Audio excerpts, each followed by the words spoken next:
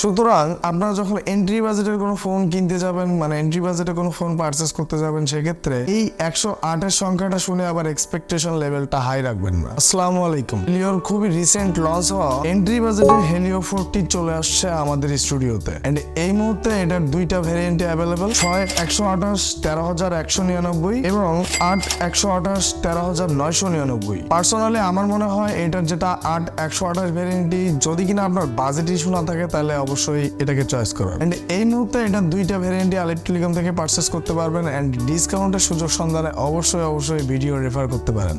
13 থেকে 14,000 প্রাইস পয়েন্টে এই ফোনটি আপনার প্রাইমারি ডিভাইস অথবা সেকেন্ডারি ডিভাইস হিসেবে কতটা সুইটেবল হবে সেটা নিয়ে অবশ্যই বিস্তারিত আলোচনা করব। সাথে আছে আমি শেখ হাসিব, এন্ড আপনারা দেখতেছেন আপনাদের video tech channel tech Sheikh01।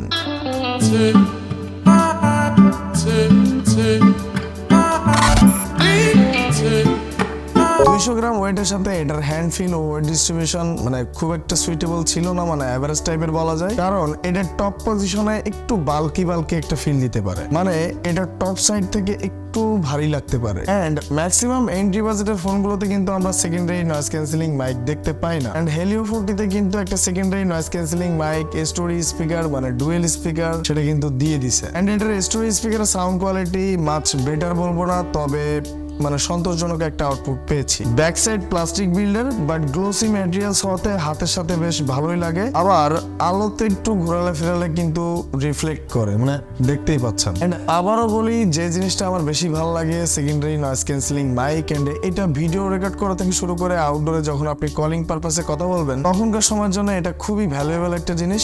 So এই প্রাইস পয়েন্ট বিবেচনা করলে সেকেন্ডারি নয়েজ ক্যান্সেলিং মাইক থাকাতে এটাতে একটা প্লাস পয়েন্ট। সাইড মাউন্ট ফিঙ্গারপ্রিন্টের রেজাল্ট স্মুথ ছিল, ফাস্ট ছিল, বাট কিছুটা অ্যানিমেশন ডিলে লক্ষ্য করেছি। এটা ডিসপ্লেতে প্রোটেকশন হিসেবে কর্নিং গরিলা গ্লাস 5 ব্যবহার করা আছে। 6.67 ইঞ্চ সাইজের আইপিএস এলসিডি প্যানেলের একটা ডিসপ্লে, 720x1604 পিক্সেলস রেজোলিউশন দিতে পারে, এন্ড 418 নিটস পিক ব্রাইটনেস দিতে পারে, যেটা কিনা এই বাজেট বিবেচনায় খুব একটা মানে জোর করে ক্লেম করা যাচ্ছে না। যদিও খাতা কলমের হিসেবে 418 নিটস পিক ব্রাইটনেস, তবে বাস্তবিক জীবনে হার্শ সানলাইট বা ডে লাইটের মধ্যে এটা আমাকে খুব একটা প্যারাতে ফেলে দেয় নাই। By the way 90 hertz refresh rate দিতে পারবে এটা ডিসপ্লে। রিফ্রেশ রেট টেস্টে ঠিকঠাক রেজাল্ট ছিল, মাঝে মধ্যে একটু কম বেশি হতে পারে, তবে এটার কালার অ্যাকুরেসি কিন্তু যথেষ্ট ভালো ছিল। অ্যাজ এ এন্ট্রি বাজেটের ফোন হিসেবে স্যাচুরেশনের মাত্রা একটু বেশি মনে হয়েছে, মানে ভিভিড একটা ফিল পাওয়া যায়, মানে ভিভিডের মাত্রাটা একটু বেশি। এন্ড সব থেকে মজার ব্যাপার হচ্ছে এটার punch hole cut out display.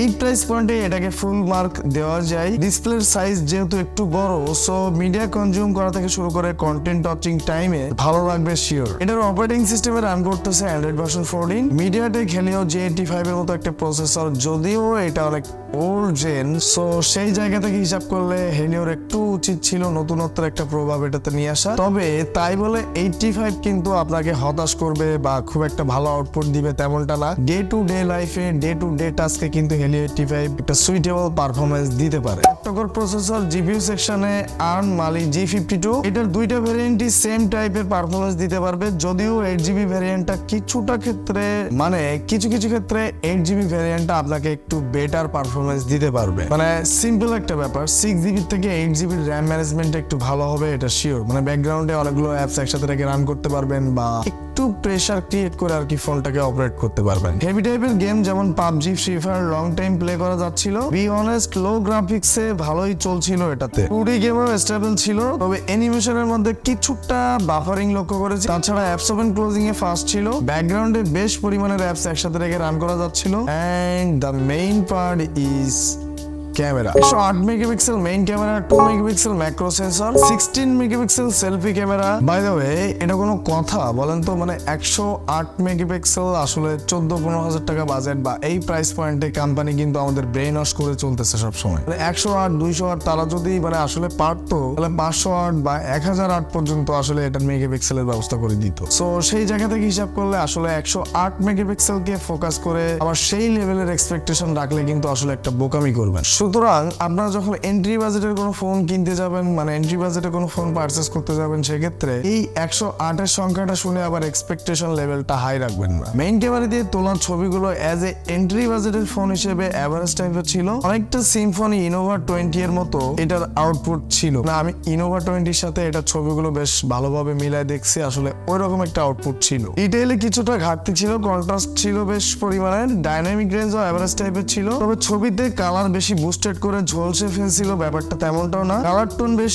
ভালোই ছিল, এক্সপোজারেও নিজেকে বেশ মোটামুটি ব্যালেন্স করে তুলতে পারছিল। পোর্ট্রেটই খারাপ ছিল না, ব্লারের মাত্রা বেশি হওয়াতে আর্টিফিশিয়াল লেগেছে আমার কাছে। তাছাড়া সেলফিতে এভারেজ টাইপের আউটপুট ছিল। মোট কথা কাজ মিটে যাওয়ার মতো একটা আউটপুট ছিল। মেইন ক্যামেরা দিয়ে হাইয়েস্ট 2K 30 fps দিয়ে ভিডিও রেকর্ড করা যাবে। যদি কিনা একটা প্রফেশনাল আউটপুটের প্রয়োজন হয় তাহলে কিন্তু অবশ্যই স্টেবল থাকবেন, মানে স্টেবল থেকে রেকর্ড করতে পারলে কাজ চালানোর মতো একটা আউটপুট পাওয়া যাবে। এন্ড সচরাচর 5000 mAh ব্যাটারি, অন্যান্য ফোনগুলোতে কি অবস্থা তো ম্যাক্সিমাম ইউজাররাই বুঝেন, বাট এই ফোনটাতে 5000 mAh ব্যাটারি কিন্তু অ্যাজ এ বেসিক ইউজারদের জন্য কিন্তু মোটামুটি 1.5 দিন ব্যাটারি ব্যাকআপ দিতে পারবে।